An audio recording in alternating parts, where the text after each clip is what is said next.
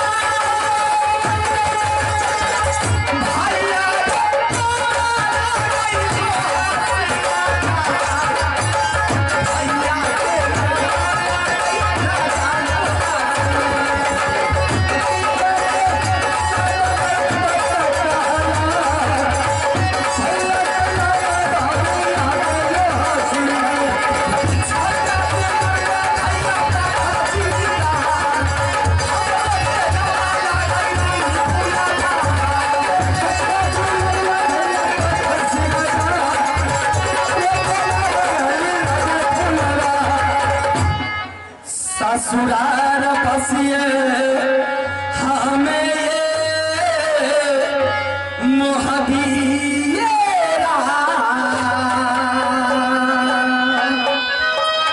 सासुर जी के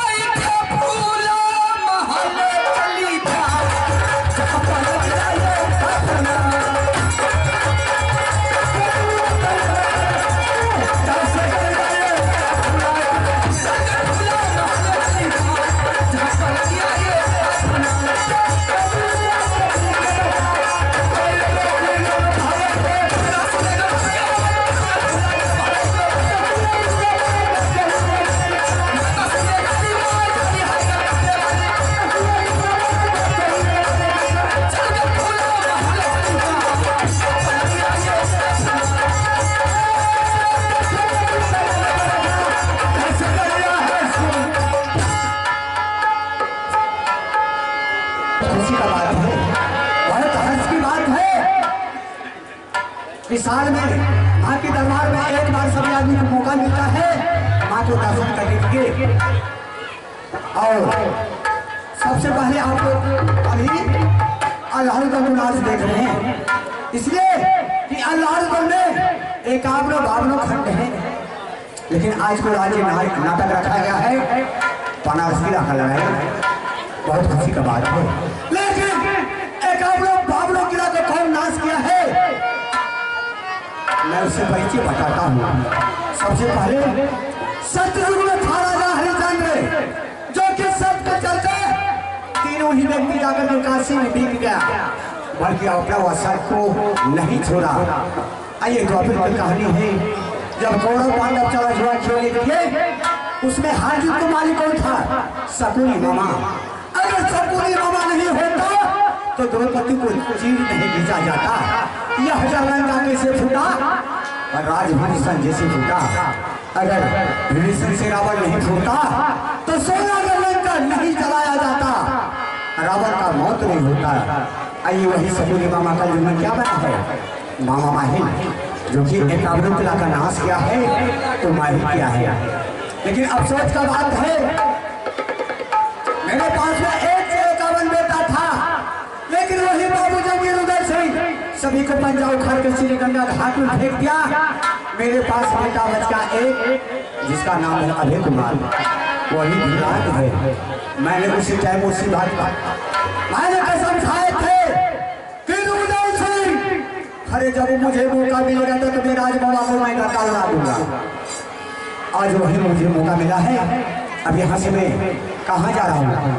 सबसे पहले हमें इच्छा होता है कि लड़का में सबसे सब को लड़ा ले, लेकिन लड़का वाले से कोई दुश्मनी, कोई झगड़ा नहीं। झगड़ा चाहे वह दूसरे से बाबू जहांगीर से। अब यहाँ से मैंने सीरिया का रूप में कहा जा रहा हूँ बनारस किला। बनारस किला में आता पता लेंगे कौन कहाँ है नहीं है। और सबसे पहले झगड़ा आज कहाँ शुरू करेंगे? बनारस किला से। पहला ही बम गिरेगा तो बनारस किला पर। किया हो रामा, किया है भगवत, किया है दुर्गा माँ। अरे धीरे धीरे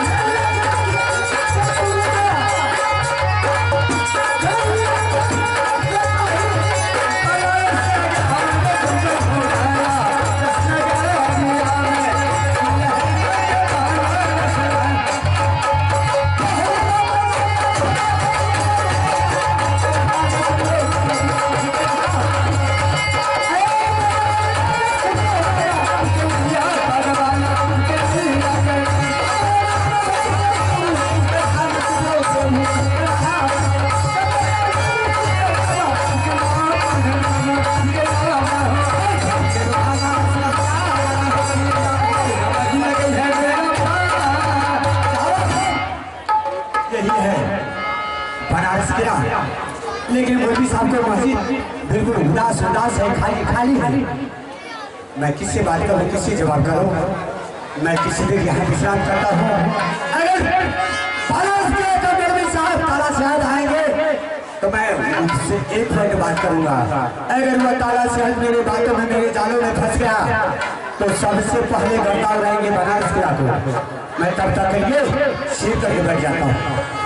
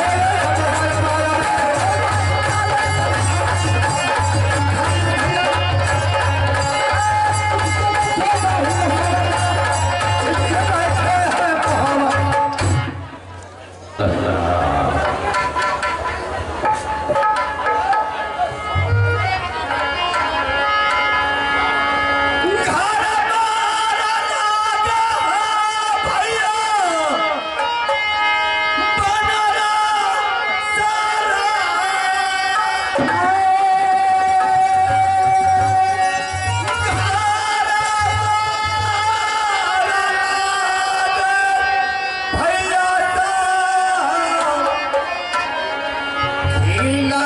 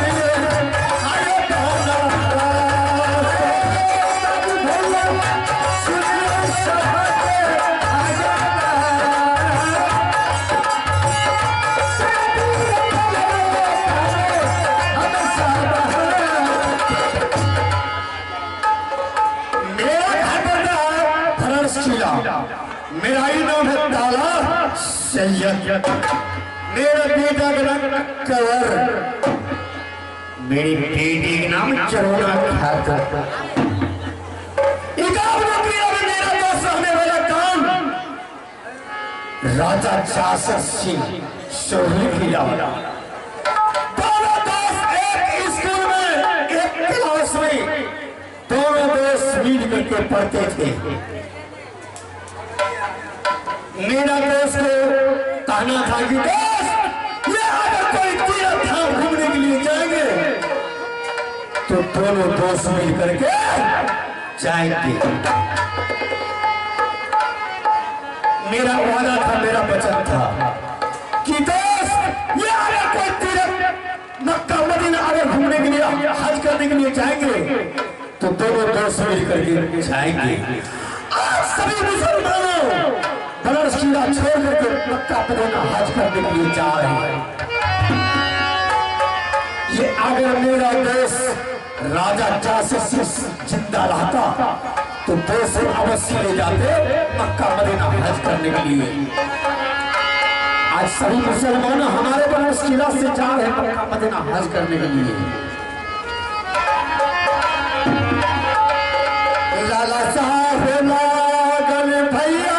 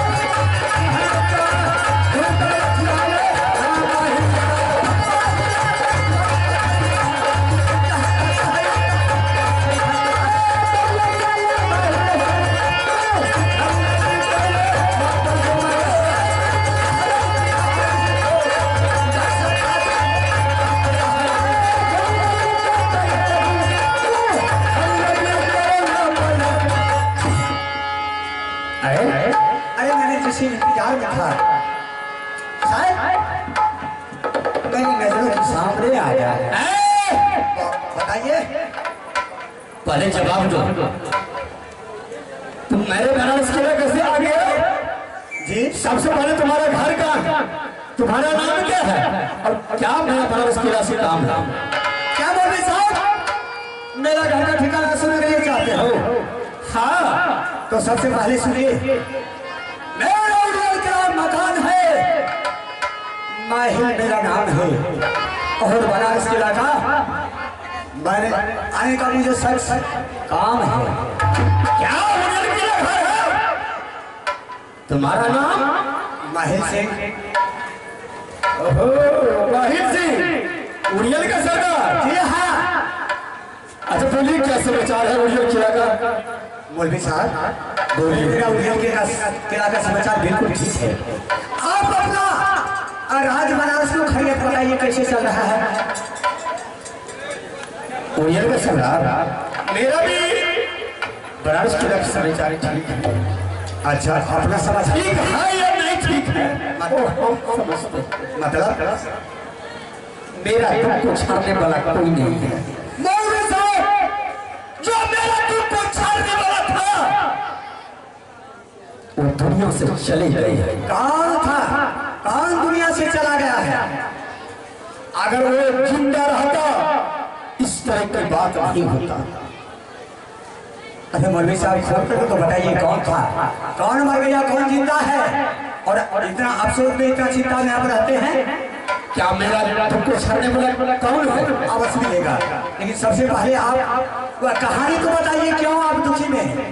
ठीक है माहिर सिंह, जब सुनने के लिए चाहता है मैं सुना रहा हूँ। ठीक है, सुनाइए। आज देखो माहिर सिंह, सभी मुसलमानों बनारस किला छोड़ करके मक्का मदीना जा रहे हैं हज करने। अच्छा,